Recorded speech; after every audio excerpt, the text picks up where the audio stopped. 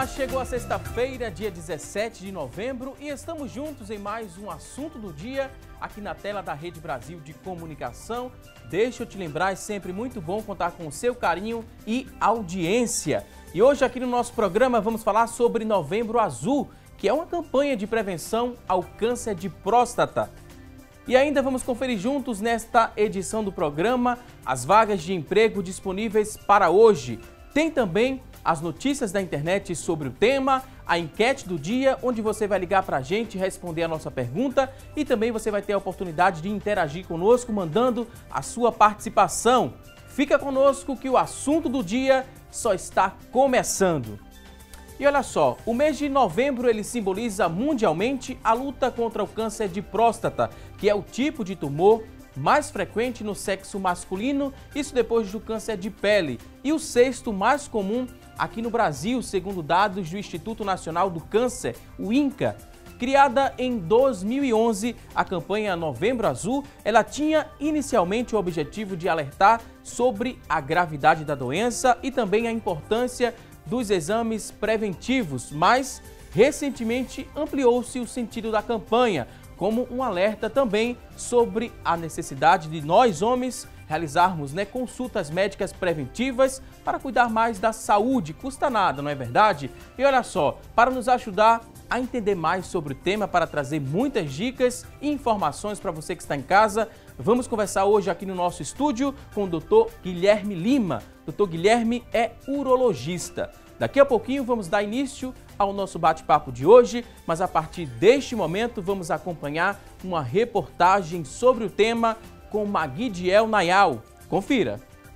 O câncer de próstata é o tipo mais frequente entre os homens no Brasil.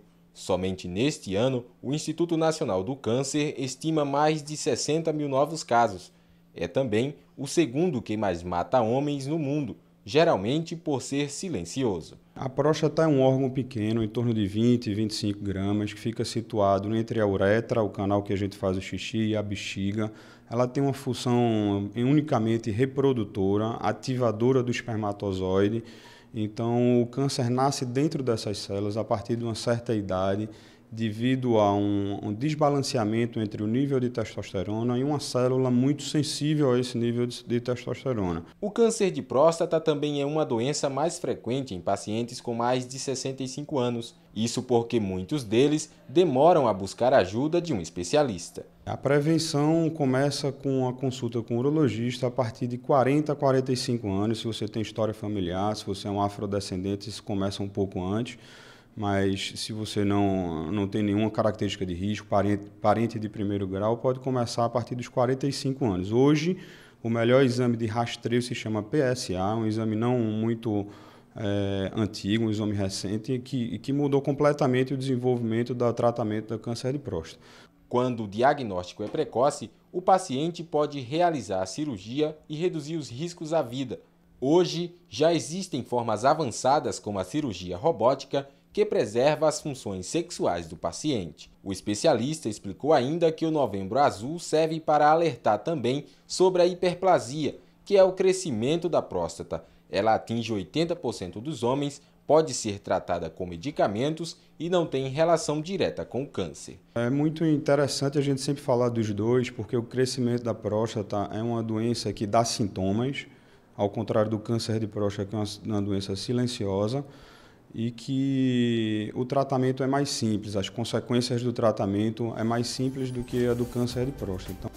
Pois bem, ótima reportagem, já acendeu o alerta da importância de fazer o exame, mostrando também a faixa etária indicada. Daqui a pouquinho teremos muitos outros esclarecimentos sobre o tema, mas a partir deste momento a gente chama você que está em casa para que você venha interagir com a gente. Que tal participar do assunto do dia?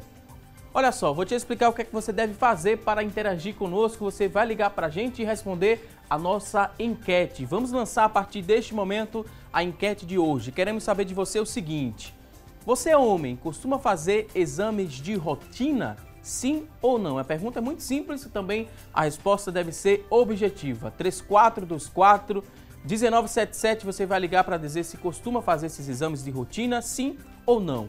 3424-1977 é a nossa linha interativa.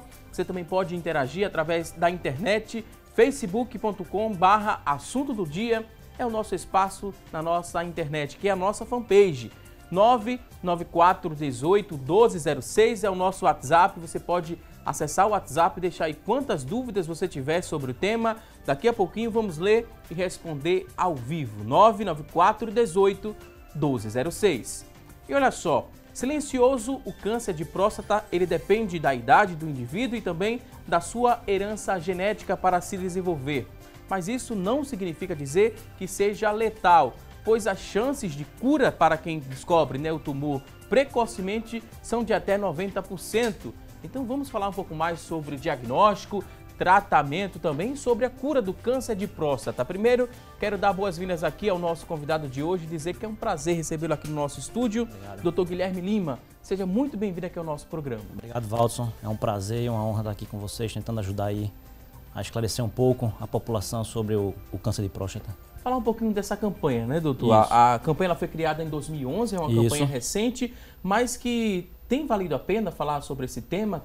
Valeu a pena criar essa campanha para conscientizar essa população que é um pouco mais difícil, né, doutor? De se conscientizar, de colocar na cabeça que é preciso sim fazer exames de rotina, por exemplo, né? E prevenir o câncer de próstata. Sem dúvida, sobretudo quando se trata de um câncer que atinge uma prevalência maior nos homens da terceira idade, né, que de certa forma ainda são um pouco resistentes a alguns exames relacionados à próstata. Então essa campanha que visa justamente essa conscientização, não é? Quebrar esse mito sobre o trauma do diagnóstico do câncer de próstata. Então o Novembro Azul ele tem alcançado uma amplitude muito grande de indivíduos, mostrando essa importância, né? E através dos meios de comunicação que a gente tem hoje, como a internet, como a televisão, rádio, jornal, enfim, a gente consegue alcançar uma massa muito grande da população. É muito cultural ainda, doutor, essa resistência, né? Porque por muitos anos, muitos homens, né, só procuravam um médico ali só quando estava doente, sentindo alguma dor. É verdade. É uma questão do machismo mesmo, né? É verdade. Aquele orgulho, né, de não querer procurar o médico, dizer que está bem, porque se procurar ajuda, queria demonstrar um pouco de fragilidade, né? É muita cultura. É muito cultural e, sobretudo, quando se refere à saúde do homem, não é? Então, o machismo ainda prepondera um pouco na população, mas isso vem diminuindo cada vez mais. Não é? Como a gente falou, a importância da informação, os meios de comunicação, as campanhas, a importância da esposa, ou seja, da mulher, não é? Os filhos dentro de casa, mostrando aos pais, mostrando a seus maridos a importância de procurar o urologista para que façam um exame de rotina, um exame simples.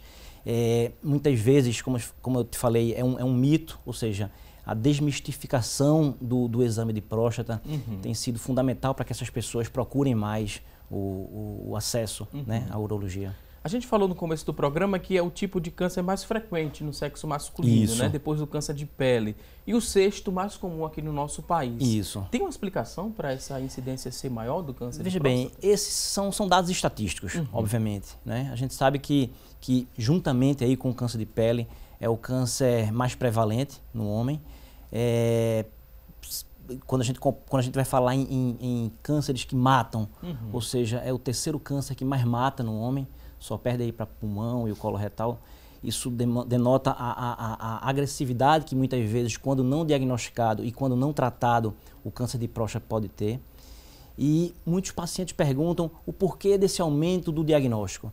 Na verdade, não é que aumentou a incidência. O câncer ele sempre existiu, o que aumentou foi o diagnóstico. O que aumentou foram as ferramentas, o que melhorou foram as ferramentas que hoje nós dispusemos para diagnóstico, né, que é o PSA, uma ultrassonografia e o acesso ao profissional, que se tornou, digamos assim, um pouco mais fácil, né? Apesar de todas as dificuldades que o país enfrenta, mas hoje é mais fácil procurar um médico, até pela informação que a gente tem na mídia, né, nos meios de comunicação. Então ficou mais fácil o acesso e, consequentemente, o diagnóstico termina por aumentar. O grande lado positivo disso tudo é que a gente consegue dar um diagnóstico cada vez mais precoce. E, como você mencionou no começo da matéria, isso favorece um percentual de cura muito mais alto do que se conseguia no passado, quando muitas vezes o câncer era diagnosticado de forma tardia, né? No momento onde a gente pouco podia fazer para tratar aquele câncer do ponto de vista curativo. Só para reforçar para quem está em casa nos acompanhando, né, a partir de que idade deve se procurar um urologista para fazer esse tipo de exame específico?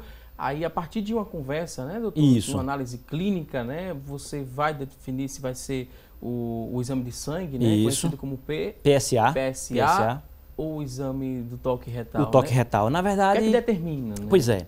Na verdade, as duas ferramentas são importantes. E são importantes e aumentam o percentual de diagnóstico quando combinadas. O PSA feito isoladamente ou o toque retal feito isoladamente tem um percentual baixo de detecção do câncer. Quando eles são combinados na triagem, isso aumenta e a gente consegue dar um diagnóstico em 75% dos casos. Não é? Só aqueles casos onde o PSA é de fato muito baixo ou onde eles não são acessíveis ao toque, muitas vezes pode acontecer isso, a gente não vai dar esse diagnóstico e vai dar o diagnóstico um pouco mais tarde. Falando da idade, o câncer de próstata e da hereditariedade, o câncer de próstata, um dos fatores de risco é sim a hereditariedade. Ou seja, homens que têm parentes de primeiro grau na família, em sua família, portadores de câncer de próstata, eles têm uma chance aumentada de desenvolver o câncer ao longo da sua vida. Então, para a população geral, para nós homens, a partir dos 45 anos, independente de ter ou não um parente na família de primeiro grau portador do câncer, nós devemos procurar o nosso urologista, não é, para uma primeira consulta, uma primeira avaliação. E para homens que têm um histórico familiar importante de câncer de próstata, eles devem procurar a partir dos 40 anos. Então, são exames simples, como você falou, um exame de sangue, então é um exame que é acessível na rede pública de saúde, e o toque retal também. É um exame muito simples, é um exame rápido, é um exame totalmente indolor, o que muitos homens ainda resistem pelo fato justamente do machismo, mas é um exame simples, indolor, rápido e que pode sim ajudar na detecção precoce do câncer de próstata. A gente falou algo muito interessante para quem está em casa nos acompanhando em relação a essa questão da carga genética, né? Se Claro. teve algum caso próximo, né? Pode Isso. ser um pai, um avô. Isso. Possa ser que você tenha também, né, doutor? Isso. Mas e tendo esse câncer, né, por conta desse fator genético que foi determinante para isso, não quer dizer que o câncer vai ser mais grave? Não. Veja bem, quando a gente fala em hereditariedade, que é um dos fatores de risco do câncer de próstata, a gente fala que, por exemplo, para homens que têm uma sequência familiar, avô, pai, filho, ou seja, os próximos descendentes terão a chance de até 50% de desenvolver o câncer de próstata. Para homens que têm parentes de primeiro grau, 2, 3 parentes de primeiro grau, com idade abaixo de 55 anos e diagnosticados com câncer de próstata, também aumenta o risco em 50%. Ou seja, a chance, na verdade, de desenvolver o câncer de próstata é de até 50% nesses próximos homens que não têm esse diagnóstico ainda. E para pessoas que têm apenas um parente de primeiro grau na família, o risco dele já é 2,5 vezes aumentado de desenvolver câncer. O que não significa necessariamente que ele vai ter um câncer mais grave ou um câncer mais letal. Significa que ele vai ter uma chance aumentada de desenvolver o câncer de próstata e por isso merece uma atenção especial. Ou seja, merece de fato procurar mais precocemente o seu urologista. Como é que é repassada essa notícia ao paciente, né? Ele faz o exame específico lá com o urologista, que ele já tem uma certa confiança. Precisa de uma equipe multidisciplinar para dar esse diagnóstico a esse paciente, doutor? Veja bem, hoje a conscientização sobre a prevalência do câncer de próstata, ela é muito grande. Então, todo homem que começa a fazer o seu exame de rotina, ele começa a ter aquela consciência de que um dia ele poderá vir a ter o câncer de próstata. Todas essas informações que a gente está passando aqui, a gente vai passando ao longo das consultas para aquele paciente. E o câncer de próstata, ele não aparece da noite para o dia. Então, muitas vezes ele chega, primeiro, a gente vai ter um toque, vai ter um exame onde nós vamos suspeitar da presença ou não do câncer. O PSA vai ajudar nessa suspeição. Com isso, esse homem vai para uma biópsia. Ou seja, a partir do momento onde a gente cria uma sequência diagnóstica, a gente vai criando também uma conscientização daquele paciente que ele pode vir a ter o câncer. Paralelo a isso, a gente vai mostrando para ele que se eventualmente esse câncer de fato existir, já vai mostrando as possibilidades de tratamento, que são várias as possibilidades de tratamento. É importante que seja enfatizado isso. De modo que quando ele chega de fato com o seu diagnóstico, ou seja, quando ele chega com a biópsia em mãos, a gente vai mostrar para ele, a gente vai ler juntos aquela biópsia. Geralmente ele está acompanhado de um parente e a gente vai mostrar para ele de uma forma mais suave possível que aquele diagnóstico não é, digamos, o fim do mundo, não é? Ou seja, a gente vai mostrar também as estatísticas de cura daquele câncer. Ok. Agora a gente vai a um rápido intervalo e daqui a pouquinho tem mais assunto do dia. Até já!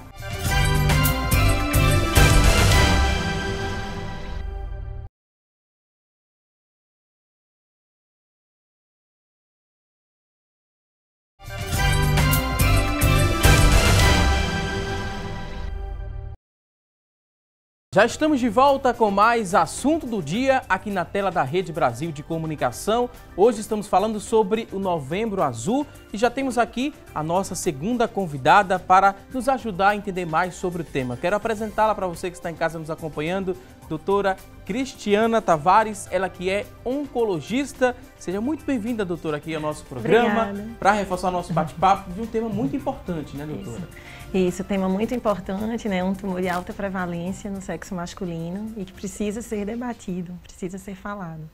Ok, a partir deste momento a gente vai saber agora o que é notícia na internet sobre o tema em debate e quem vai trazer essas informações para a gente a partir de agora é a Tânia Silva.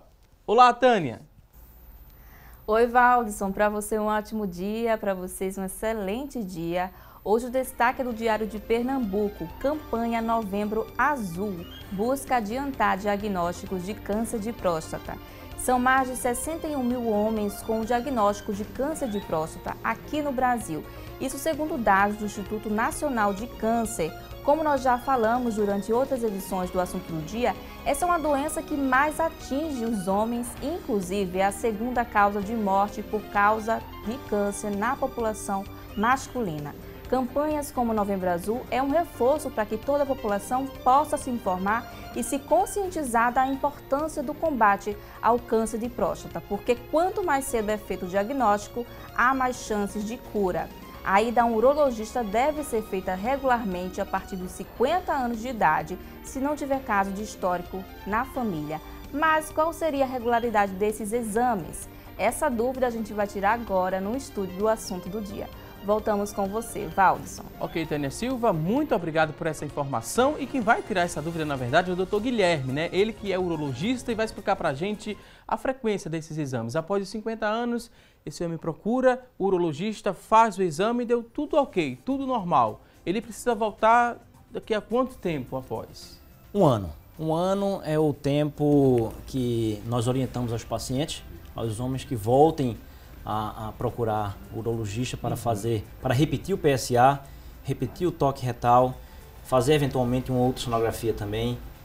Obviamente que se nesse intervalo surgir algum sintoma, ele pode abreviar esse retorno, mas via de regra, uma vez ao ano é a frequência ideal. Aí ele recebeu o diagnóstico positivo do câncer de próstata, mais de 60 mil homens no nosso país estão fazendo tratamento, né? Porque receberam o diagnóstico do câncer de próstata. Aqui em Pernambuco, onde é que esses homens são assistidos? O que é que eles precisam saber, doutora Cristiana? Tem vários hospitais disponíveis para tratar esses homens? Isso, tem vários hospitais disponíveis e assim, você recebeu o diagnóstico do câncer de próstata, normalmente esse paciente vai para o urologista, né? Que é quem fez o toque, quem fez esse primeiro contato. E aí, nessa conversa com o urologista, vai ter que se haver uma decisão do que fazer.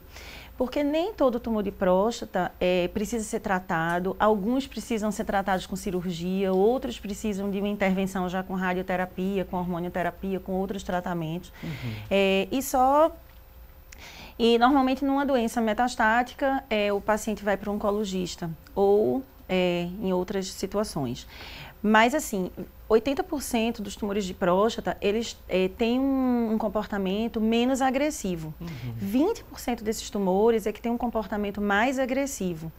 Mas assim, essa primeira conduta entre cirurgia ou entre começar um tratamento hormonal ou entre observar, de repente repetir essa biópsia com um tempo, é uma das questões, são as questões que vão ser discutidas com o urologista. No começo do programa a gente falou aqui que é um tipo de câncer que é silencioso. Em algum estágio, né? Ele vai ser silencioso para sempre ou em algum estágio ele vai apresentar ali algum sinal? Em algum estágio ele vai apresentar algum sinal. Então, normalmente é um tumor silencioso.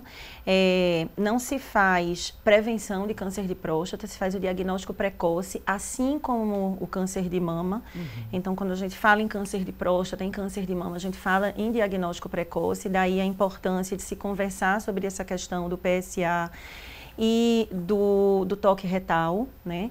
Para se diagnosticar precocemente e intervir da maneira correta. Então, como será essa intervenção? Se vai ser com cirurgia ou observação, entrar já numa linha mais de hormonioterapia e tal. Então, isso é outra questão, mas é importante que esse diagnóstico seja feito precocemente. Para que se retarde o máximo possível esse tratamento mais agressivo, porque na hora que você diagnostica um tumor já no estágio mais avançado, então aí o paciente vai precisar fazer cirurgia, vai precisar fazer radioterapia, vai precisar fazer hormonioterapia e virão as consequências desse tratamento.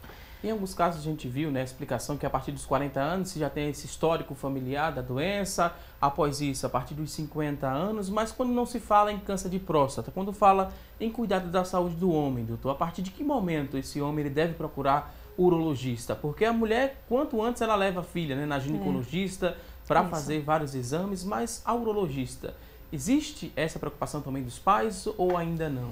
Veja bem, não de rotina, não é? O adolescente ele está saindo aí do pediatra, indo para o webiatra, que pode muitas vezes triá-lo para o urologista quando há uma indicação específica. As doenças da infância e da adolescência relacionadas à urologia, via de regra, são aquelas patologias como fimose, as infecções genitais. Esses adolescentes já estão nos procurando, já estão sendo encaminhados pelos pais para uma consulta. Obviamente, não relacionadas ao câncer de próstata, não é? Hoje a gente também recebe uma gama de pacientes jovens que por alguma razão estão tomando alguma medicação, sobretudo hoje com essa nova moda aí das academias e de nutrologia. Então eles vêm tirar algumas dúvidas sobre hormônios, sobre alimentos que podem ou não agredir a função renal, que também é uma área abordada pelo urologista. Então ele vem mais para a orientação. Para relacionados ao câncer de próstata, aos 40, aos 45 anos é quando a gente começa, de fato, a fazer essa abordagem. A doutora Cristiana falou muito interessante, um ponto que ela abordou, em relação a essa decisão, né? Pode ficar com o urologista para fazer esse tratamento, mas quando está em metástase, né, doutora? Procura-se um oncologista. O que é que a gente compreende como metástase, né? Porque ele se espalhou no corpo, é assim? Não, antes de tudo, hoje, cada vez mais o tratamento dos tumores e principalmente do câncer de próstata tem sido um tratamento multidisciplinar. Então, é um tratamento em que essas decisões de tratamento, elas hoje cada vez mais estão sendo tomadas em conjunto, com o urologista, com o oncologista, o radioterapeuta, o radiologista, então o patologista. Então, tem uma equipe que juntas acaba decidindo e tomando essas decisões. Então, tem até um certo ponto em que o paciente fica com o urologista, desse ponto para cá ele já encaminha para o urologista, a gente trabalha em parceria normalmente. Metástase é quando essa doença, ela sai de dentro da próstata, esse tumor, essas célulazinhas se espalham pela corrente sanguínea ou pela corrente linfática e elas se inserem, elas vão para outra região. Então, o câncer de próstata, o principal ponto de metástase do câncer de próstata são os ossos. Então, quando a gente pensa em doença, em câncer de próstata com metástase, é para os ossos. E aí, nesse caso, acaba-se assim, o urologista normalmente já encaminha para nós, para que a gente siga com essa conduta e com esse tratamento.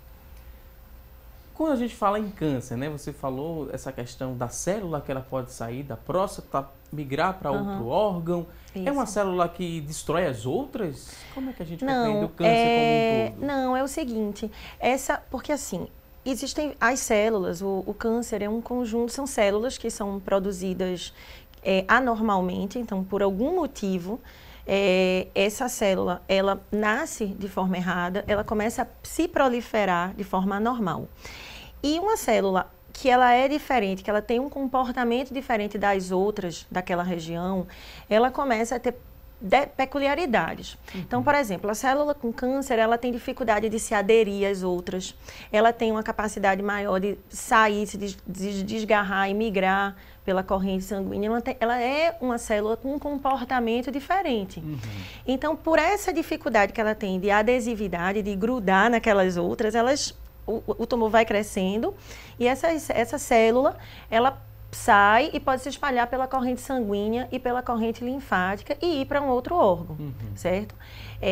Então, isso é uma característica do câncer em si. Então, quanto mais agressivo é esse tumor, maior a capacidade que essas células têm de se desgarrarem, migrarem e se inocularem em outro órgão, em outra região. Então, um tumor de próstata que é mais indolente, que tem um perfil menos agressivo, ele acaba ficando mais tempo confinadozinho ali à próstata. Um tumor de próstata que é mais agressivo, ele é um tumor que vai dar metástase, ou seja, que célulazinhas dele vão sair dali e vão se instalar em outros lugares mais precocemente. Já temos aqui participações, muita gente interessada em saber mais sobre o assunto.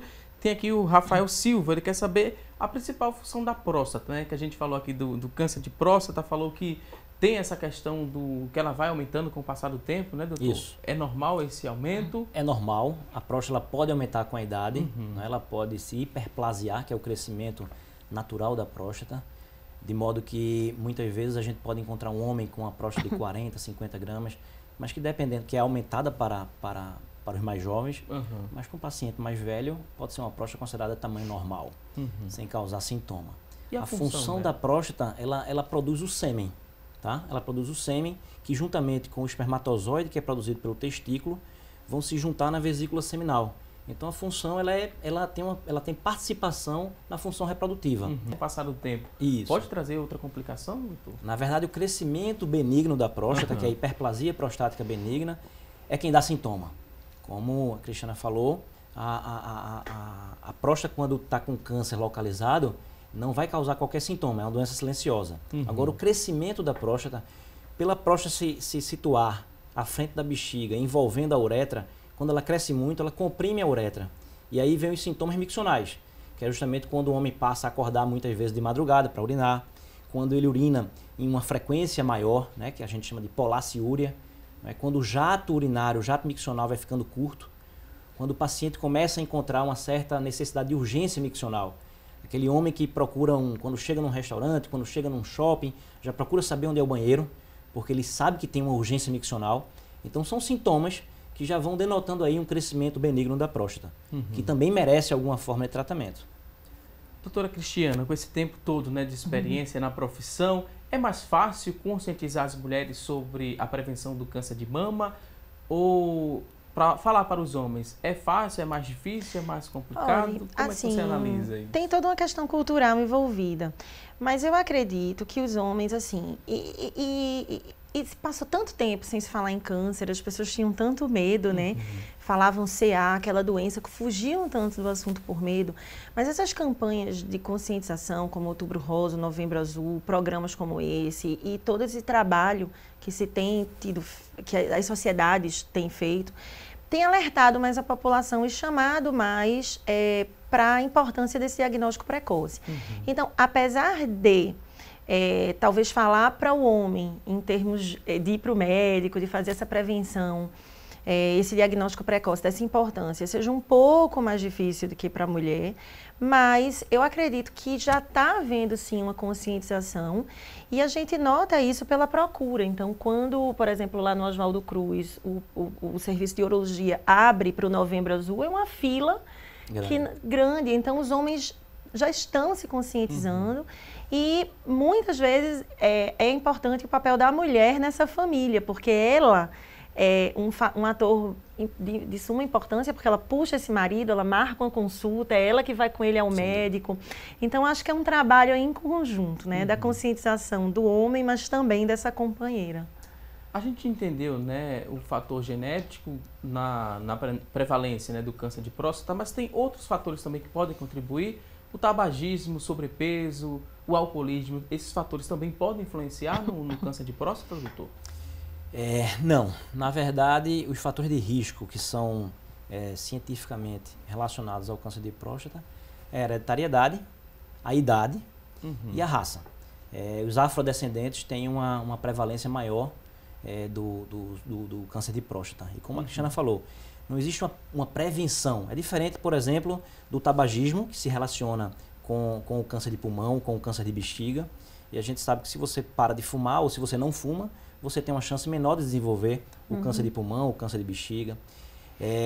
Mas se você fumar ou não vai aumentar ou não a chance de desenvolver câncer de próstata. E nem vai ser mais agressivo esse câncer. Pelo menos não há essa relação cientificamente comprovada. Agora, naturalmente, o que é que a gente orienta aos nossos pacientes, aos homens? É que eles tentem ter uma vida saudável, ou seja, uma alimentação saudável, uma alimentação pobre em gordura. Nós sabemos que as gorduras insaturadas elas têm algum efeito deletério conhecido, reconhecido sobre os cânceres de uma maneira geral, por serem substâncias oxidantes, né? Então isso de alguma maneira pode interferir ou influenciar a promoção do câncer de uma forma geral, não é? O sedentarismo também, porque isso vai criar uma tendência maior à obesidade, mas uma relação direta com a origem do câncer, não. Agora, a gente sabe que, por exemplo, obesos, eles têm uma chance de desenvolver um câncer mais grave, digamos assim. Então, de alguma forma, seria uma maneira de prevenção também, se você evitar aí uma obesidade, evitar o sedentarismo, evitar alimentos que possam ter alguma correlação eventualmente, e outros malefícios à saúde de uma maneira geral. Esse ponto que o Guilherme está tocando eu acho fundamental, não só para o câncer de próstata, mas como eu sou oncologista e a gente acaba lidando com todos os outros tipos de câncer, né? Essa dupla, sedentarismo e hábitos de vida, alimentação e a correlação disso aí com também outros tipos de câncer.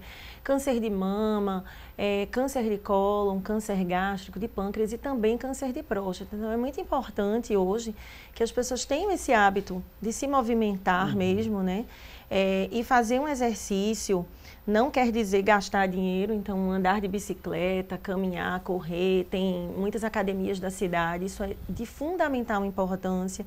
Então o controle da obesidade é um fator que ajuda a prevenir o câncer, vários tipos de câncer, e os hábitos alimentares, né? Uma alimentação mais rica em fibras, em frutas, com menos gorduras, gorduras insaturadas. Então, não só para o câncer de próstata, mas para outros tipos de câncer também. E lembrando que para desmistificar um pouco, já que a Cristiana falou aí andar de bicicleta, lembrando que andar de bicicleta não aumenta a chance de câncer de próstata. Nem andar a cavalo. Não é nem andar a cavalo, não é? Eu não recomendo andar de moto pelos acidentes automobilísticos, mas você andar de bicicleta ou andar a cavalo, a ideia de que a sela do cavalo ou o selim da bicicleta pode machucar a próstata e, consequentemente, aumentar a chance do câncer de próstata, isso é totalmente uma inverdade. Então, caminhem, andem sim de bicicleta, façam esse tipo de atividade física que é importante para a saúde do homem de uma maneira geral. E lembrar só, eu acho que a importância de andar de bicicleta e a cavalo antes do PSA. Claro, né? claro. 48 horas antes de colher o PSA. Pode, de alguma maneira, aumentar o PSA pelo trauma. Então, existe aí uma correlação. Os laboratórios sugerem que os homens evitem, já que sabem quando vão fazer o PSA. Isso é avisado antes, né, doutor? Na verdade, quando eles marcam o PSA, quando eles vão para o laboratório dá uma lista de orientações e, entre elas, evitar a relação sexual 48 horas antes do exame, evitar andar a cavalo, porque podem traumatizar, podem machucar. Se existe, de fato, uma correlação, ainda é pouco esclarecido.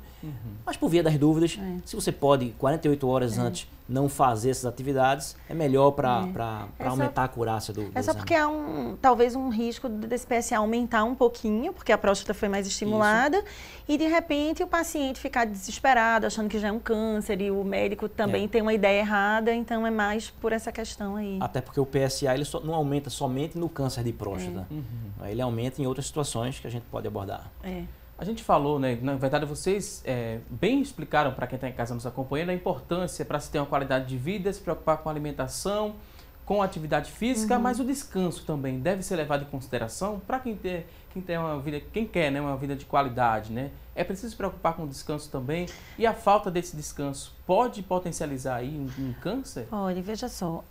Quando essa questão do estresse, da vida corrida, isso é importante, né? Então, óbvio que prezar por essa qualidade de vida, por um fim de semana, por umas férias com a família, isso é muito importante. Pelo menos assim, em câncer de mama, talvez em câncer de próstata também, mas em câncer de mama até muito mais. Quando eu falo em estresse, eu não estou nem falando muito nesse estresse da vida corrida. Óbvio que uma vida mais corrida acaba sendo consequência de menos atividade física, de uma alimentação que não é tão saudável. Mas eu falo muito nesses problemas psicológicos, pessoais, de aceitação, de problemas com a família. São outras questões aí psicológicas e outros fatores de estresse que estão envolvidos nisso. Agora, óbvio que deve-se tomar cuidado com essa vida muito corrida, com essa carga de estresse. Tem que dar essa assistência também à família, né, doutor? Claro. Muitos homens pensam que é só trabalhar, só garantir a renda. Tem que ter o lazer também. Sem dúvida nenhuma. E assim, você falou aí em qualidade de sono, tempo de sono e qualidade de sono é fundamental para minimizar um pouco o estresse do dia a dia. Porque o estresse ele é inerente. Ele é inerente a todas as profissões, a todas as classes sociais, não é? O que a gente está enfrentando aí. Então a gente tenta orientar justamente que tem uma boa qualidade de sono, uma boa alimentação, evitar sedentarismo, ou seja, quando você une esses fatores, a gente sem dúvida diminui o estresse, diminui a carga sobre a vida que a gente já tem corrida e naturalmente pode ter alguma influência aí no desenvolver de um ou outro tipo de câncer.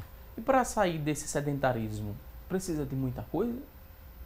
Não, precisa de força de vontade e precisa dessa conscientização, né? Porque também não adianta eu ter a vontade, mas eu também não tenho a consciência daquela importância, né? E aí, na verdade, a vontade já é tudo isso, né?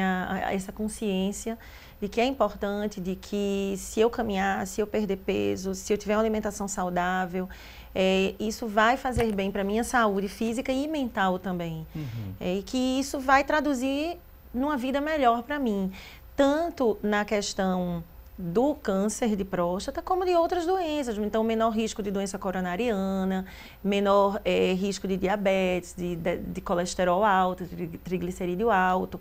Então, na hora em que você está trabalhando essa questão do corpo, da mente, você fica menos estressado. Isso também pode até melhorar a sua convivência com as pessoas no trabalho, com seus familiares. Então, é um reflexo de um todo, né? Ok, vou pedir licença aqui aos nossos convidados, porque agora a gente vai a um rápido intervalo. Você que está em casa, tem dúvidas, quer participar conosco? Manda sua mensagem através do 3424-1977, a nossa linha interativa, 99418-1206 é o nosso WhatsApp. Aproveita a oportunidade, estamos com dois profissionais que entendem e muito sobre o tema em debate. Manda sua dúvida, daqui a pouquinho teremos o maior prazer em ler e responder essa pergunta ao vivo. Vamos a um rápido intervalo e até já!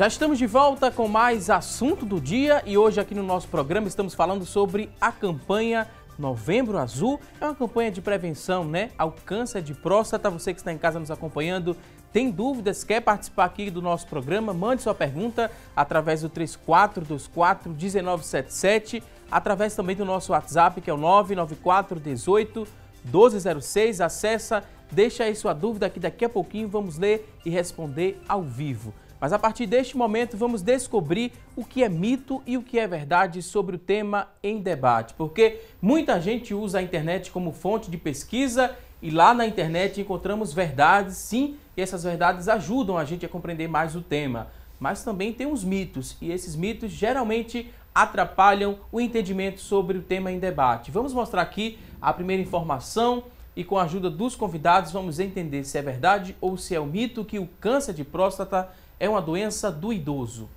Mito ou verdade? É uma verdade, não deixa de ser uma verdade. Essencialmente, o câncer de próstata é uma doença da terceira idade, né? É uma doença que atinge, na maior parte, homens acima de 65 anos. Então, 60% do câncer de próstata, ou seja, 6 de cada 10 homens vão ter o seu diagnóstico após os 65 anos. E é muito raro a gente encontrar um câncer de próstata num jovem com menos de 40 anos de idade. Então, de certa forma, sim, é uma verdade que o câncer de próstata é uma doença do idoso. Por ser uma doença do idoso, o tratamento ele é mais lento? A resposta a esse tratamento pode ser um pouco mais lenta, essa resposta? Não, normalmente, quanto mais idoso, é mais indolente essa doença, ou seja, ela é menos agressiva. E quando o paciente é mais jovem, então a doença tende a ser mais agressiva. Na verdade, 80% dos tumores de próstata tem uma doença menos agressiva, 20% tem um perfil mais agressivo, com metástase mais precoce. Mas não interfere nessa questão da lentidão do tratamento. Apenas interfere na questão da decisão de como tratar. Então, se o idoso é um idoso, depende do idoso. Então, se divide essa questão do idoso hoje no idoso jovem, que vai dos 60 aos 70 anos, o idoso mediano, de 70 aos 85, o idoso muito idoso acima de 85 anos. E isso é o que vai diferenciar essa questão do tratamento. Então, se você tem uma expectativa de vida menor que 10 anos, maior que 10 anos, será que vai valer a pena fazer uma cirurgia agora? Será que é melhor só esperar? Será que é melhor entrar com radioterapia, com hormônio? Então, é por isso que a decisão é muito multidisciplinar e tem que ser tomada em conjunto. Né? Porque o tratamento ele é muito individualizado de paciente para paciente hoje. Cada vez mais a medicina está sendo encaminhada com esse propósito. Isso aumenta, né, a chance de cura quando é individualizado, vai tratar realmente o problema daquele paciente. Isso. É algo mais humanizado também. É algo mais humanizado, claro. Então não é uma receita de bolo que eu vou tratar igual para todo mundo, mas quem é o paciente que vai se beneficiar de uma cirurgia, quem é o paciente que vai fazer uma cirurgia robótica ao invés de uma cirurgia aberta, qual o paciente que eu vou fazer por exemplo, aplicar um hormônio por um tempo maior, por um tempo mais curto, quem é o paciente que possivelmente vai fazer uma quimioterapia ou não. Então, tudo isso acaba sendo muito bom para o paciente, para a gente tratar essas individualidades. Isso, e por isso a importância de não ficar somente nas informações de internet, nem informação do vizinho, nem informação de um conhecido, porque o que a gente observa muitas vezes é isso, né, Cristiane? É que são pessoas que, não, eu vi, meu vizinho teve, tá, mas qual idade tem o teu vizinho? Isso. Em que momento foi diagnosticado? Eu costumo dizer para os pacientes que cada indivíduo tem sua digital, tem a sua marca. Então, cada homem que é portador de um câncer de próstata tem o seu câncer de próstata.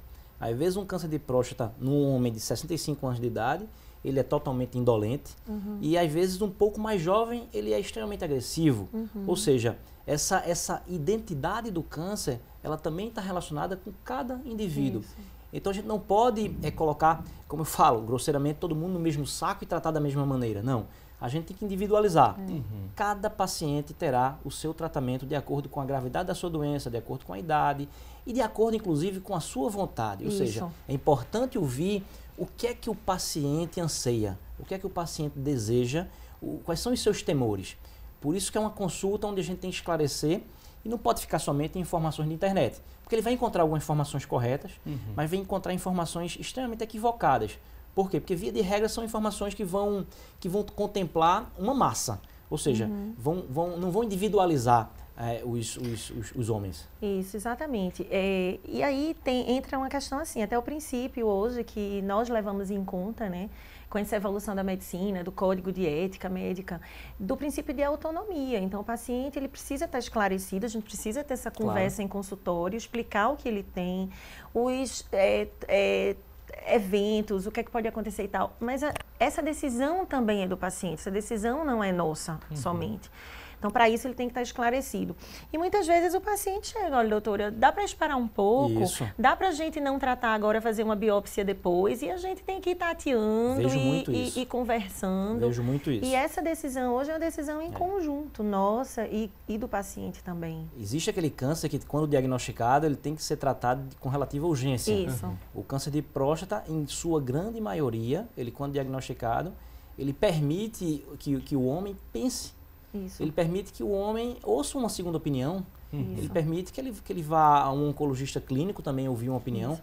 Às vezes ele tem um oncologista na família e ele quer mais uma opinião. Ele não precisa ser tratado de maneira imediata. Só para você ter uma ideia, depois que ele faz uma biópsia, por exemplo, se ele quiser se operar, se ele for positivo, tiver indicação cirúrgica e quiser se operar na semana seguinte, ele não pode. Porque a própria biópsia causa uma reação inflamatória na próstata que dificulta uma cirurgia imediata. Então, esse homem ele tem que esperar no mínimo 6 semanas. O que denota, o que mostra que que aquele câncer, ele pode aguardar um pouco. Às vezes ele tem uma viagem a fazer, né, Xana? Como ela falou, às vezes tem um evento muito importante na família. Isso. E quando a gente fala que ele pode ir para esse evento, eu canso de pegar pacientes que falam, doutor, eu tenho o casamento do meu filho. Eu digo, você vai para o casamento do seu filho. E o meu câncer? O câncer ele pode esperar um pouquinho. Isso. Ele não pode esperar 1 ano, ele não pode esperar 6 meses, mas ele pode esperar um pouco. Não é? Aquele que tem indicação de tratamento, porque tem outros que podem até esperar mais de um ano. Mas a gente está falando daquele que tem indicação de tratamento.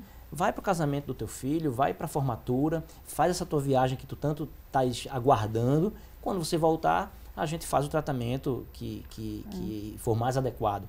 E até outras coisas que precisam também ser discutidas, né? Porque, por exemplo, um câncer de próstata num homem mais jovem ou um câncer de próstata num homem que, por exemplo, olha as individualidades da situação, que está num segundo casamento com uma mulher muito mais jovem. Eu tenho um caso o impacto bem que emblemático. isso vai trazer na vida sexual, então o urologista precisa estar muito atento a isso, então opero, não opero, espero, faço um outro tratamento que não vai causar essa disfunção erétil, ponho prótese, não ponho prótese. Isso. Então são situações que não adianta, por exemplo, na urgência de eu querer tratar de qualquer forma, eu trato e depois como é que eu vou entregar esse homem à sociedade e à vida que ele tinha. E os problemas que um tratamento, muitas vezes precipitado, impulsivo e sem essa conversa e essa individualização, vai gerar, o impacto que isso vai gerar na vida do paciente. Né? Com toda certeza, essas explicações acalmaram muita gente, né? Muita gente está em casa nos acompanhando, né? Tá agradecendo aqui através do nosso WhatsApp, daqui a pouco a gente vai começar a ler essas mensagens, mas essas explicações, elas precisam ser disseminadas, essas informações, e vocês trazem com tanta propriedade, né? Com tanta certeza que muita gente está mandando mensagem agradecendo essas explicações, porque eles estão se acalmando, né? Porque quando se fala em câncer, muito tempo teve o estigma, né, doutora? Isso. Nem o nome falava, Nem o nome era falava, CA, né? CA, isso. Muito obrigado por essas explicações, nossos telespectadores agradecem. E a gente segue aqui com o nosso programa falando mais de mitos e verdades sobre o tema. Temos aqui uma próxima tela. Olha só, o antígeno, né, prostático específico, que é o PSA, aumentado, é sinal de que eu tenho câncer de próstata? Não. É um mito, é uma inverdade. O antígeno específico da próstata, ele é específico da próstata, mas não é específico do câncer de próstata. Então, outros órgãos não vão produzir PSA, ou se produzirem em quantidade que não vai interferir no diagnóstico, mas o antígeno específico, o PSA, ele pode aumentar na hiperplasia benigna da próstata, ou seja, próstatas que são muito grandes podem produzir um pouco de PSA e muitas vezes confundir um diagnóstico. E a inflamação na próstata, a prostatite. A prostatite pode aumentar e pode aumentar muito o PSA. Eu já vi pacientes chegarem desesperados no consultório, Cristiano também, com PSA altíssimo. E quando a gente vai conversando e vai perguntando, ele teve febre, ele teve dor, ele teve algum sintoma urinário, e a gente começa a suspeitar que aquilo ali pode ser uma prostatite. Não é? A gente faz um tratamento, aquilo ali vai baixar esse PSA, não é o objetivo baixar PSA, que PSA não é doença, mas vai tirar aquela ideia de que pode ter um câncer de próstata.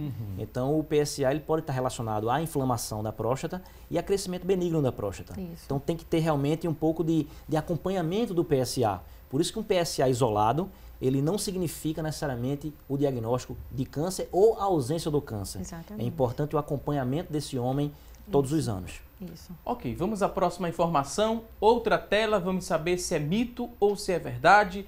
Ter pai, irmão ou tio, né, com a doença aumenta o risco? A gente falou isso desde o início do programa, né? Aumenta, né? Isso aqui é um mito. É um mito ou é uma verdade? É uma verdade. No É uma caso da verdade. próstata. É uma verdade. Tem esse Um risco dos aumentado em fatores, 50%? Isso, um dos fatores de risco, claro, na literatura, é justamente a hereditariedade. Então, ter parentes de primeiro grau, né, que chama pai, com irmão, pai, irmão, com câncer de próstata, e dependendo do número de parentes de primeiro grau e em que momento, em que idade tiveram o câncer, ou seja, quanto mais precoce tiveram o câncer de próstata diagnosticado, aumenta muito a chance dos sucessores terem o câncer, desenvolverem o câncer de próstata. Quando se trata de outro tipo de câncer, né? Aumenta também o risco em 50%, doutor? Depende, porque nem todo câncer ele é hereditário. Veja bem, há uma diferença aqui entre genético e hereditário. Então, genético, todo câncer ele é genético, porque existe uma alteração no DNA da célula. Mas nem toda alteração de DNA ela é herdável de pai para filho. Então, um câncer de pele, por exemplo, eu tenho uma alteração de DNA por conta da radiação solar. Um câncer de colo de útero, eu tenho uma alteração no DNA da célula por conta de um vírus, do papiloma vírus humanos. Um câncer de fígado, por conta de dos vírus da hepatite. Então, não são tumores herdáveis, mas existem tumores que têm alterações celulares herdáveis, como é o caso do câncer de mama, do câncer de próstata, câncer de ovário e outros. Então, alguns tipos de câncer, sim, a gente tem que estar atento a essa questão de quem na família tem câncer. Muitas vezes pedir uma avaliação hoje de um geneticista, então câncer de mama hoje a gente tem que tomar cuidado para estar sempre pedindo a avaliação de um oncogeneticista que vai dar uma olhada, que vai orientar, pedir um mapa com outros genes para ver a possibilidade de outros tumores também, certo? Ok, vamos saber o que tem de informação na próxima tela. Olha só, mito ou verdade que todos os casos de câncer de próstata precisam de tratamento? A gente também falou um pouco sobre isso, né, doutor? Isso. Quer resumir em poucas palavras? Fica à vontade. Pode, é claro, o câncer de próstata, quando diagnosticado inicialmente, né, quer dizer, quando diagnosticado na sua fase inicial, a gente quando recebe a biópsia nos traz algumas informações sobre a agressividade da doença. Por isso que a gente não pode colocar todos os pacientes na mesma coluna de tratamento. Isso. Então, a gente, dependendo da agressividade, a gente pode tratá-lo mais precocemente ou aguardar um pouco mais. Existe hoje uma forma de tratamento que é a vigilância ativa, que é utilizada para aqueles pacientes que têm um câncer indolente, que a biópsia vai nos informar que esse câncer é um câncer indolente, e a vigilância ativa consiste em reavaliá-lo uma vez a cada ano ou eventualmente 2 vezes por ano, com rebiópsia, com a dosagem do PSA e com outros exames que surgiram mais recentemente, como a ressonância multiparamétrica da próstata, enfim, que nos trazem também informações sobre a agressividade e a necessidade ou não de tratar imediatamente ou postergar um pouco o tratamento. Eu tenho uma grande novidade para você que está acompanhando o programa Assunto do Dia.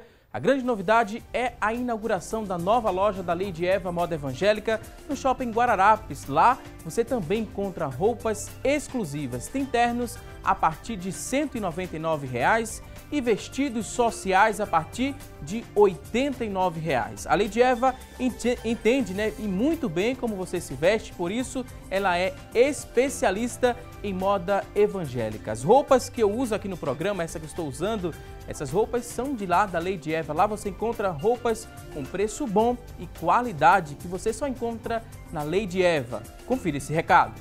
Atenção, povo evangélico! A Lady Eva acaba de inaugurar uma linda loja no Shopping Guararapes. É muito mais que uma notícia ótima. É um grande acontecimento. Visite a Lady Eva e tenha certeza que você encontrará a roupa do seu gosto, do seu jeito. É muita coisa boa, bonita e barata. Ternos a partir de R$ 199,00. Vestidos de festa a partir de R$ 89,00. Venha conhecer a Lady Eva Shopping Guararapes. Você vai se impressionar. Você vai se apaixonar. A Lady Eva Moda Evangélica chegando. São 3 lojas ao seu dispor. Shopping Guararapes, Costa Dourada e em Boa Viagem a 200 metros da pracinha. Fones 3096-0099.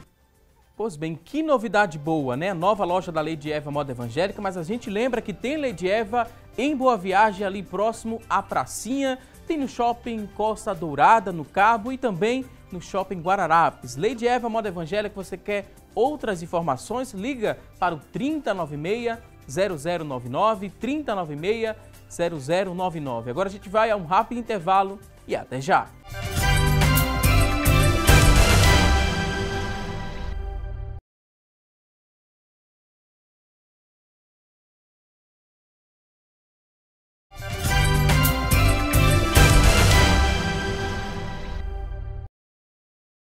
Estamos de volta com mais assunto do dia e a partir deste momento vamos conferir as vagas de emprego disponíveis para hoje. Muita atenção e boa sorte!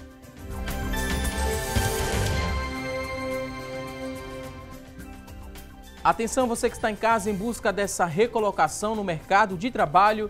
Vamos às dicas, vamos mostrar aqui oportunidades de emprego para hoje. Olha só, 11 vagas para repositor em supermercados. Para preencher uma dessas vagas, a exigência é de ensino médio completo, 6 meses de experiência, R$ 1.061 é o salário. 11 oportunidades para repositor em supermercados. Vamos a mais vagas de emprego. Agora tem 8 vagas para camareira de hotel. Ensino médio completo é a exigência, experiência de 6 meses, R$ 1.023 é o salário. São 8 vagas para camareira de hotel. Vamos a mais vagas de emprego para hoje, olha só. Agora tem 20 vagas para vendedor interno. Para preencher uma dessas vagas, a exigência é de ensino médio completo, experiência de 6 meses, R$ 1.018 é o salário, 20 vagas para vendedor interno. Você que está em casa se interessou por uma dessas oportunidades? Elas são do Sistema Público de Emprego, Trabalho e Renda. Ele fica localizado na Avenida Rio Branco, número 155. Avenida Rio Branco, número 155.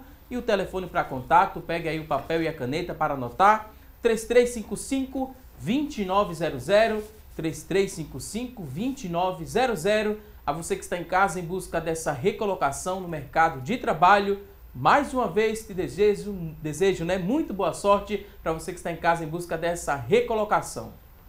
Vamos seguir agora com o nosso programa para responder dúvidas. Muita gente participando, deixando perguntas e a gente vai conferir aqui no nosso telão de quem é a primeira participação. Quem foi que mandou aqui a primeira pergunta? Carlos Alberto, da linha do Tiro. Ele tem 63 anos e ele quer saber o seguinte. Uma pessoa que está com suspeita de câncer de próstata e recebeu o encaminhamento médico para fazer uma biópsia, mas está na espera, do posto de saúde do seu bairro há 6 meses para fazer esse exame. Sendo diagnosticado o câncer, essa pessoa tem chances de cura? O problema ele pode ser agravado por conta da demora no diagnóstico? É a dúvida do Carlos Alberto, da linha do Tiro. Carlos Alberto, infelizmente esse ainda é um problema, a biópsia, a realização da biópsia ainda é um problema do sistema de saúde público. Você tem até um acesso mais rápido a fazer o PSA, fazer uma consulta com o urologista, mas muitas vezes trava na biópsia. De uma maneira geral, 6 meses é possível que não vá atrapalhar tanto o diagnóstico e o tratamento, a não ser que a gente esteja diante de um diagnóstico de uma doença agressiva, em estágio avançado. Mas ele precisa realmente dessa biópsia. Ele pode eventualmente tentar em outra unidade de saúde para acelerar um pouco esse diagnóstico.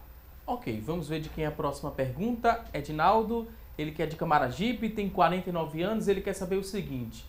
Faço o exame de próstata todos os anos, mas estou viajando e não poderia fazer este ano.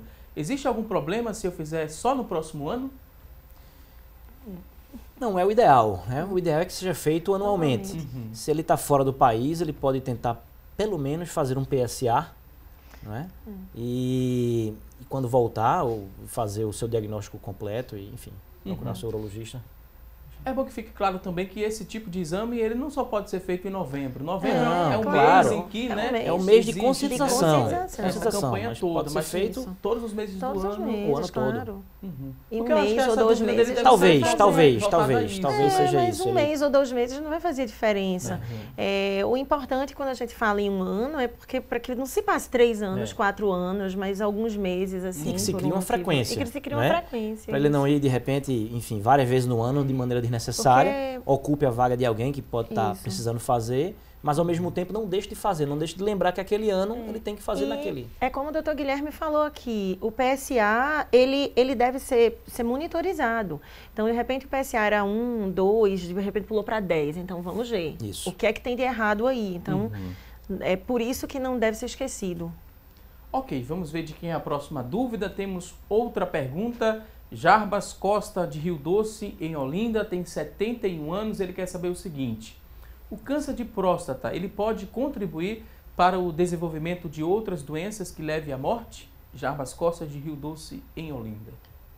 Olha, em relação ao câncer de próstata em si, levar a outras doenças que levem à morte, só assim, se talvez foi em relação a um tratamento, que determinados tratamentos de hormonioterapia que nós fazemos, a gente tem que ter cuidado com o risco de doença cardiovascular, essa questão da alimentação saudável, do estresse, dos hábitos de vida, que são fatores de risco não só para o câncer de próstata, mas também para outros problemas, como doença coronariana.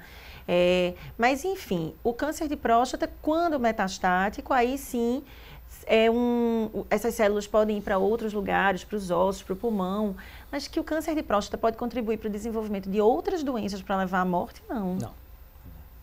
Ok. Vamos à próxima dúvida, vamos saber de quem é a próxima participação. Pedro Henrique, de Camaragibe, tem 21 anos. Ele quer saber com quantos anos precisa começar a fazer os exames de prevenção ao câncer de próstata. Tá cedo ainda, né? 21 anos. Tá cedo. Dá para guardar um pouquinho. 40 anos. Pelo menos mais uns 20, né, 25 doutor? anos. Isso. Se ele tiver um histórico importante na família, a partir dos 40 ele começa a se organizar para fazer os exames. A partir dos 45, efetivamente ele faz os exames dele. Às vezes existe essa preocupação, não sei se no consultório também, doutor, em relação se tem um histórico, né, familiar, quanto mais jovem, né, ele se preocupa mais, mais interessado pelo tema. Isso, é muito recorrente isso, né? Não é tão frequente o jovem perguntar sobre câncer de próstata. Eu digo jovem de 21 anos de idade, naturalmente. Mas ele às vezes é traumatizado pelo diagnóstico no avô, no pai, no irmão, e ele termina achando que se fizer aos 20 anos de idade vai conseguir diagnosticar mais precoce. Não vai. Então, aguardar o tempo. Mas, de regra, é 40 anos para quem tem casos na família, né? E 50 na população geral. Né, Guilherme? Ok, temos aqui outra pergunta. Vamos ver de quem é a próxima participação. Cristiana Ferreira de Moreno tem 47 anos. Ela quer saber em relação ao câncer de mama, né? A alimentação ideal para quem tem câncer de mama. Não existe uma alimentação ideal que previna câncer. Então, não tem nada cientificamente provado. É muito importante que isso fique claro aqui. Porque existem vários tipos de dieta que tira isso, que suprime aquilo, que deixa de comer açúcar, porque o câncer se alimenta de açúcar e começa a confusão. Então, não existe um tipo de dieta que previna câncer. Agora, nós sabemos que dieta rica em gordura, em processados, em embutidos, saiu há 2 anos atrás um compilado de estudos norte-americanos que mostra o aumento do risco de câncer de intestino, de câncer de estômago, de câncer de pâncreas, de câncer de mama, de câncer de próstata, numa população que tem uma dieta muito rica em gordura, em processados e em embutidos. Então, o que deve se fazer é uma dieta balanceada. Uma dieta em que se tenha frutas, legumes, fibras. Então, uma dieta balanceada não quer dizer uma dieta cara. Eu acho que é muito importante a gente falar nisso quando a gente está num programa como esse. Se de repente eu troco um pão por um inhame, por uma macaxeira, por uma batata doce, por uma banana comprida, por uma tapioca, então são comidas acessíveis, ricas em fibras, em vitaminas. Então, isso é que é o importante. É uma dieta balanceada, com menos carboidratos, com menos gorduras, com mais fibras, frutas, menos refrigerante, se trocar esse refrigerante por esse suco, um suco natural, se condicionar essas crianças a isso aí, né? Trocar essas salsichas embutidas, enlatadas, comidas com muito corante, então reduzir isso de uma forma geral na dieta. E lembrando que existem alguns óleos, algumas gorduras que são saudáveis. E que o organismo precisa de gordura também. Então a gente tem as gorduras saturadas encontradas em algumas leguminosas, nos óleos, azeite de oliva, né, nas sementes, algumas sementes que possuem um óleo de boa qualidade, que vai trazer uma gordura de boa qualidade. O abacate, por exemplo, né? Tem gordura, mas é uma gordura saudável. Ok, temos mais participações aqui através do nosso WhatsApp. Vamos repassar essas perguntas para os convidados. Você ainda tem dúvidas? 994-18-1206. Pode acessar o WhatsApp, deixar a sua participação. A pessoa não quis se identificar, mas disse que o marido tem 48 anos e fez os exames de sangue e também ultrassom. Deu tudo normal mas ele, quando urina, ele sente um ardor. E às vezes não, ela fala frequentemente, ele vai ao banheiro. Pode ser alguma alteração da próstata, doutor?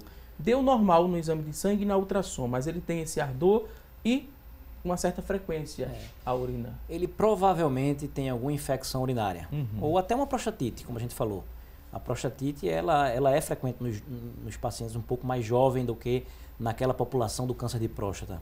Então, ele pode estar cursando aí com a prostatite incipiente, e aí isso pode causar um ardor, um sintoma urinário que a gente chama de irritativo, é o ardor, o queimor ao urinar, ou uma infecção urinária, uma cistite simples. E com, muitas vezes, o PSA não necessariamente está aumentado, não é? E o ultrassom também normal. Então, ele deve procurar o urologista para que seja esclarecido melhor. Ok, temos a participação agora do Marcos Santos. Ele quer saber o seguinte: meu pai, ele teve mieloma múltiplo na coluna. Ele quer saber se é hereditário. Ele quer que a gente diga que a doutora, né, a doutora Cristiana, que o pai dele foi paciente da doutora Antônio Rufino. Ele disse que acha que ela lembra dele. Sim, lembro. Aí a dúvida é se é hereditário ou não é. Depende. O que a gente poderia responder Normalmente para o o Marcos? mieloma múltiplo, essas doenças hematológicas, o linfoma, leucemia, o mieloma, tem fatores ambientais associados, tem um cunho hereditário, mas nem todos os tumores são hereditários, então aí em torno de 10 a 20%, os outros 80% tem a ver com a questão ambiental. Não é porque o pai dele teve mieloma que ele vai ter, mas assim, a partir dos 60 anos, sempre que fizer um hemograma, ficar de olho em questão de anemia, qualquer dor óssea, tem que ter cuidado, porque são os principais sinais aí do mieloma múltiplo, anemia e dor óssea, que você investiga e pensa assim, coluna, quando se faz um exame mais específico, tem áreas líticas, tem comprometimento nesses ossos. Ok, temos uma participação aqui interessante, é um agente de saúde. Carla Silva quer saber o seguinte: de que forma eu posso trabalhar essa temática no meu dia a dia, nas visitas, né, às residências? Ela quer saber se tem alguma dica, ela pode andar com panfleto, ela pode ter acesso a essa informação, ela pode juntar também ali numa rua, né, fazer uma palestra, convidar alguém.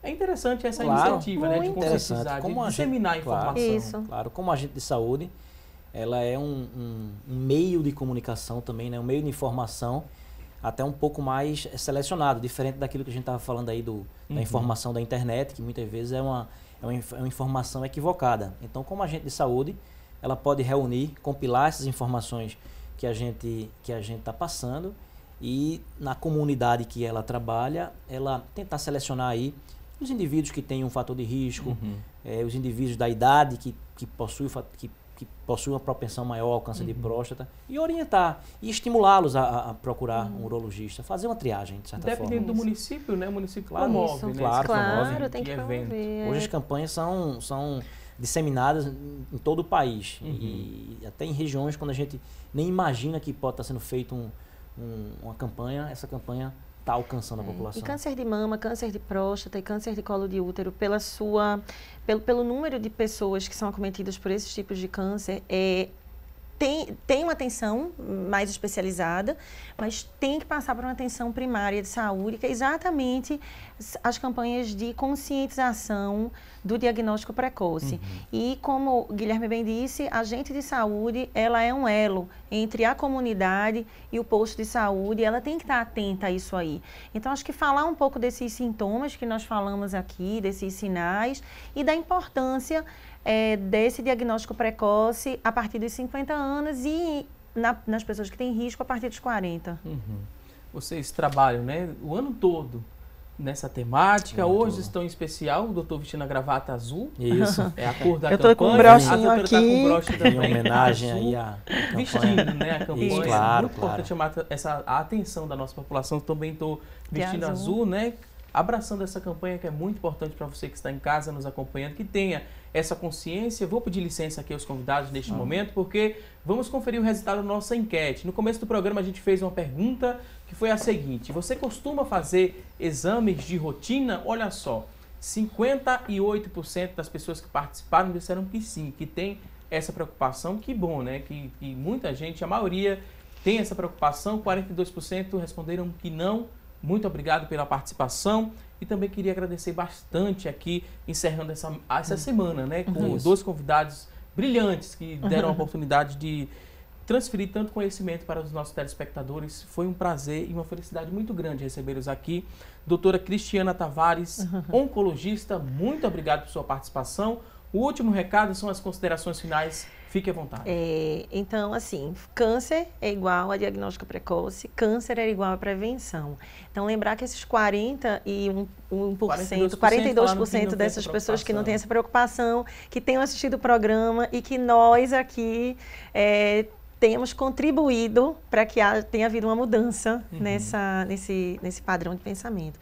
E lembrar que o Hospital Universitário Oswaldo Cruz tem um serviço de urologia e que também está aberto para toda a população. Mais uma vez, muito obrigado, doutora Cristiana. Doutor Guilherme Lima, urologista, muito obrigado também pela participação. Considerações finais, fique à vontade. Obrigado, eu que agradeço. Reforço as palavras de Cristiana, do quão importante é a procura daqueles 42%.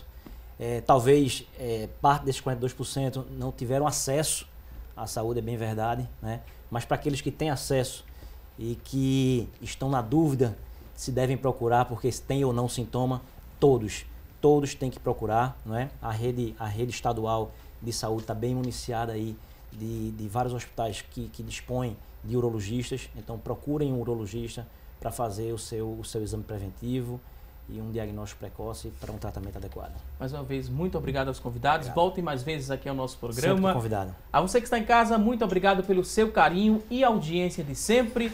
Não se esqueça, teremos um novo encontro na próxima segunda-feira, ao vivo, às 9h30 da manhã, aqui na tela da Rede Brasil de Comunicação.